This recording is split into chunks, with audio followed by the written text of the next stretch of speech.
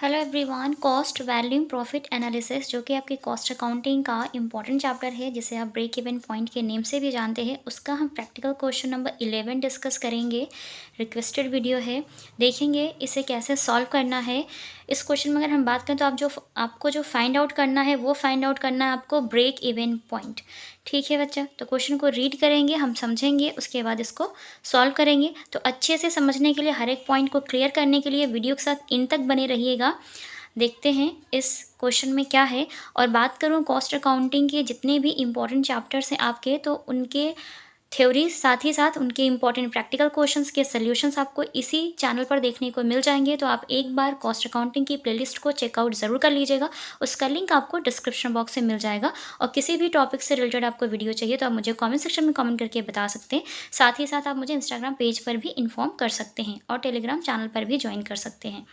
देखते हैं इस क्वेश्चन में है क्या। Details of cost per unit at an activity level of 10,000 units in Pratibha limited are as follows.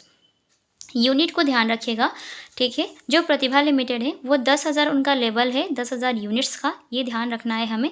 नीचे जो आपको ये जो आइटम्स गिवन हैं ये पर यूनिट के अकॉर्डिंग दिए हुए हैं, तो ये भी ध्यान रखना है आपको। अगर हम बात करें रॉ मटेरियल की, तो ये प्राइसेस दिए हुए हैं इनके in rupees. Raw material is 20 rupees, direct wages is 16 rupees, direct expenses is 4 rupees, variable overhead 8 rupees, fixed overhead 12 rupees, total cost per unit 60 rupees. Selling price per unit is 64 rupees.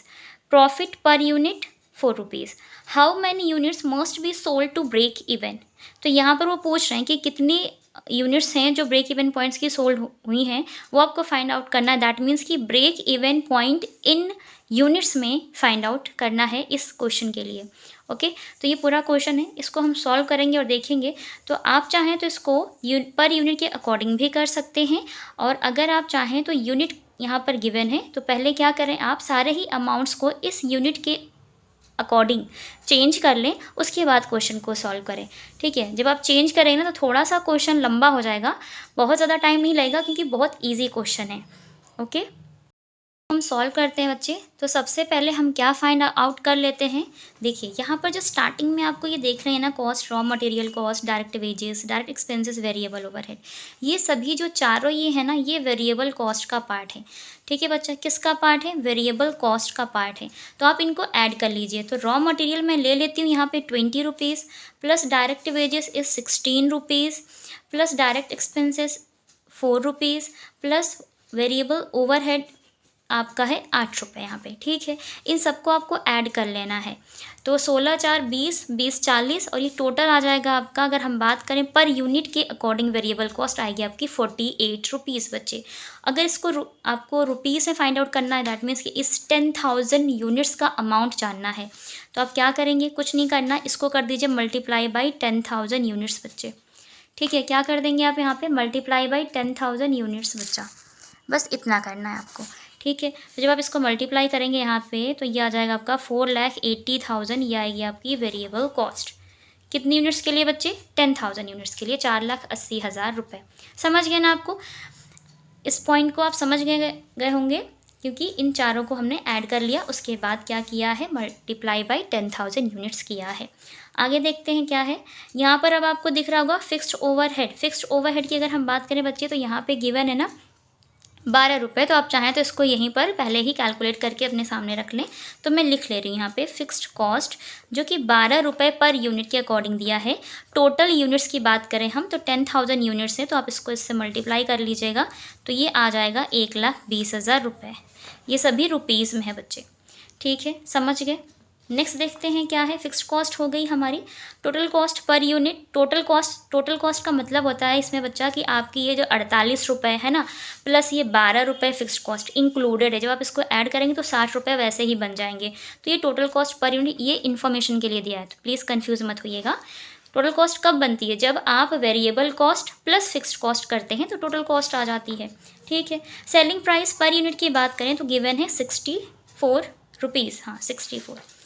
Selling price की बात करें बच्चा, तो वो यहाँ पर दिया हुआ है 64। अब ये पर यूनिट के अकॉर्डिंग है, हमें 10,000 यूनिट्स के लिए चाहिए प्राइस। कितना हो जाएगा, 6,40,000 रुपीज़ बच्चे, आ जाएगी सेल्स हमारी।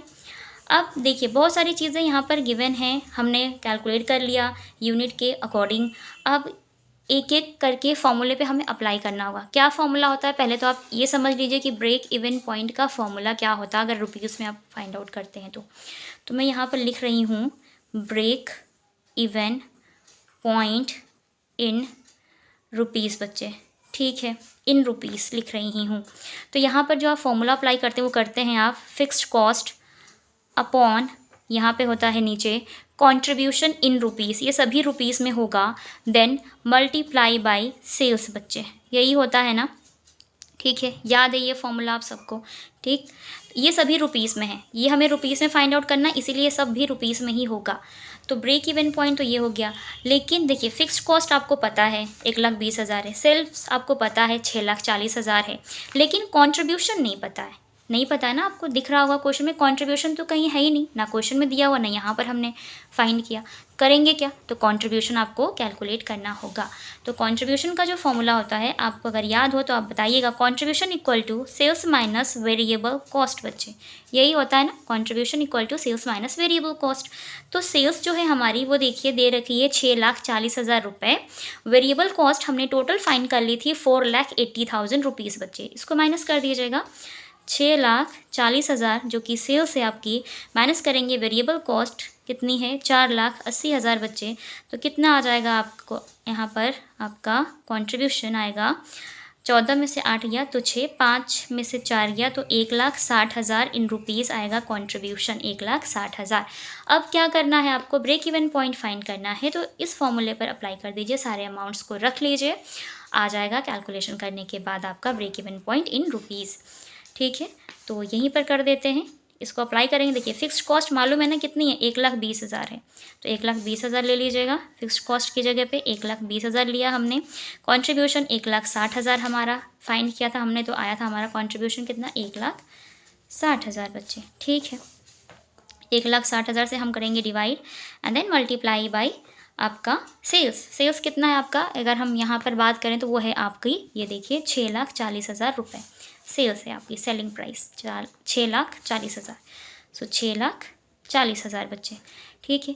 आपको इसको करना है डिवाइड, 16 दूनी 32, 16 चौक के 64 है ना, 4 टाइम्स में जाएगा ये, 12 चौक 48, तो आ जाएगा 12 चौक 48, 4,80,000 आएगी break even point in rupees बच्चा, ये रुपीज़ में आया है, ध्यान रखिएगा, ये जो आया है ये है आपका break even point in rupees, दिखना चाहिए प्रॉपर, आपको क्वेश्चन दिख रहा होगा अभी क्लियर, ठीक है बच्चे।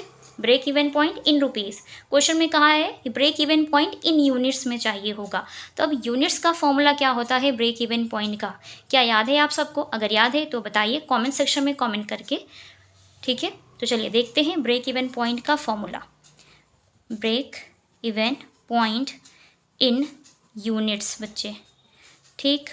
तो ब्रेक सबसे पहले हम क्या ले लेंगे, break even point in rupees बच्चा ले लेंगे ना, in rupees, then divide by, यहाँ पर जो आप करते हैं वो करते हैं sales per unit, selling price per unit, जो कि क्वेश्चन में गिवन थी, selling price per unit question में दिया हुआ है, सेलिंग प्राइस पर यूनिट ये देख सकते हैं आप, यहाँ पे दिया हुआ है कितना है 64 रुपीज़ बच्चे, ठीक है।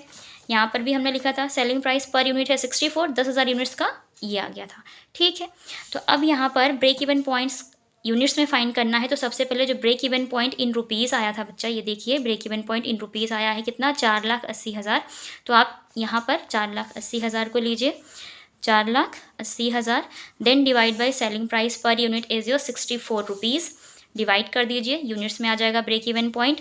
तो चलिए कैसे डिवाइड करेंगे आप, 4 से कट सकते हैं ना, हाँ, 4 1 ज़ा 4 हो जाएगा, 4 2 ज़ा 8, फिर 4 1 ज़ा 4 24, और 4 छंग 24 16 हो जाएगा, फिर 4 से जा सकता है ना, 4 3 12 हो जाएगा, फिर 4 चौक 16 हो जाएगा, यहाँ पर ये है तो हम यहाँ पे 0 उतार लेते हैं, ठीक है। तो कितना हो जाएगा, 300 कर दें, हाँ 2 0 ले लेते हैं यहाँ पे, ठीक है, दोनों कट करते हैं, फिर 4 4 7 28 है ना, 4 7 28, यहाँ बच गया 2, यहाँ हो गया 20, तो 4 5 20 75, और यहाँ का ये 2 0 अभी भी रह गया, तो ये आएगा आपका 7500 units.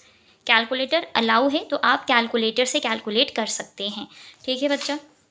University to university very करता है, तो अगर अलाउ हो तो आप कर सकते हैं, अदरवाइज़ आपकी कैलकुलेशन इतनी अच्छी होनी चाहिए कि आप अपने से भी कर सकें, ओके।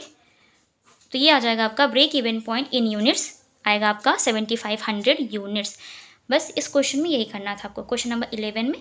तो आपको प्रॉब्लम कहाँ पर हो रही होगी, यहाँ पे कुछ एक्स्ट्रा चीज़ें ऐड कर दी, रॉ मटेरियल, डायरेक्ट वेजेस, तो यहाँ पर आप कंफ्यूज हो गए होंगे, और साथ ही साथ उन्होंने टोटल कॉस्ट पर यूनिट दे दी है और प्रॉफिट भी दे दिया है, तो यहाँ पर भी आप कंफ्यूज हो सकते थे, इसीलिए इसका आंसर नहीं आ रहा होगा आपसे। यकीन करती हूँ इस वीडियो के थ्रू अब ये क्वेश्चन आपको क्रिस्टल क्लियर हो गया होगा, और अगर मैं आपको अच्छे से समझा पाई हूँ तो कॉमेंट सेक्शन में कॉमेंट करके ज़रूर बताइएगा।